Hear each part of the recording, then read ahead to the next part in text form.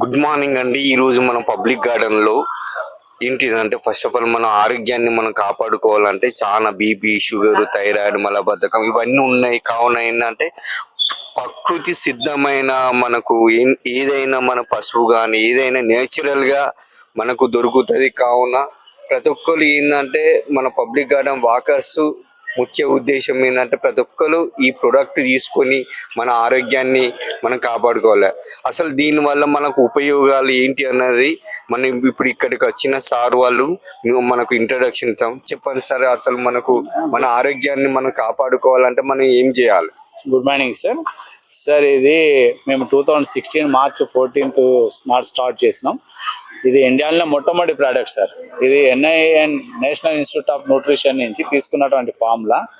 ఇది న్యూట్రిషన్, ఒక ayurvedic doctor, ఒక చెఫ్, ఒక డైటీషియన్ వీళ్ళంతా కలిపి తయారు చేసినటువంటి ప్రోడక్ట్ సార్. ఇది అప్పటికి ఇంకా కాదరవల్లి వాళ్ళు ఇంకా రాలేదు. 2018లో వాళ్ళు వచ్చారు, 2016లో వచ్చాము.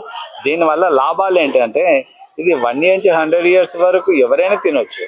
అయితే జబ్బులు ఉన్న వాళ్ళకి ఏందన్నట్టయితే తగ్గితే, లేని వాళ్ళకి రాకుండా కాపాడుతాయి. 100% గ్యారెంటీ. సపోజ్ మలబద్ధకం ఉంది, 3 రోజుల లోపల క్లియర్ అవుతుంది. పొద్దున సాయంత్రం 2 పూటలు తినాలి. షుగర్ ఉంది, 400 ఉన్న షుగర్ కూడా 200కు వస్తుంది, 180 వరకు వస్తుంది. ఇది 2 పూటలు తిన్నట్టయితే 10 రోజుల లోపల నార్మల్కి వస్తుంది. అలాగే BP, cholesterol, body pains, thyroid, ఈ జుట్టు రాలట, ఈ సమస్యలన్నీ తీరుతుంటాయి. ఉబకాయం తగ్గుతుంటుంది. తర్వాత పోతే పెరాలసిస్, క్యాన్సర్, హార్ట్ పేషెంట్స్కి అయితే ఎక్సలెంట్ ఫుడ్. కానీ అంటే వాళ్ళకి తగ్గదు, ఎందుకంటే మెడిసిన్స్ బాగా వాడతారు కనుక, వీక్ ఉంటారు కనుక వాళ్ళకి మంచి స్ట్రెంత్ అయిన ఫుడ్. సో దీనివల్ల ఈ లాభాలు ఉన్నాయి సార్.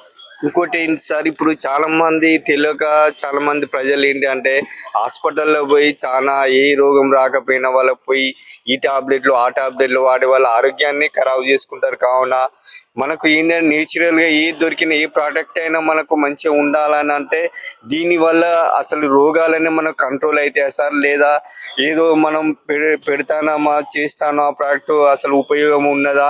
మీరు దీని గురించి కొద్దిగా వివరించండి సార్.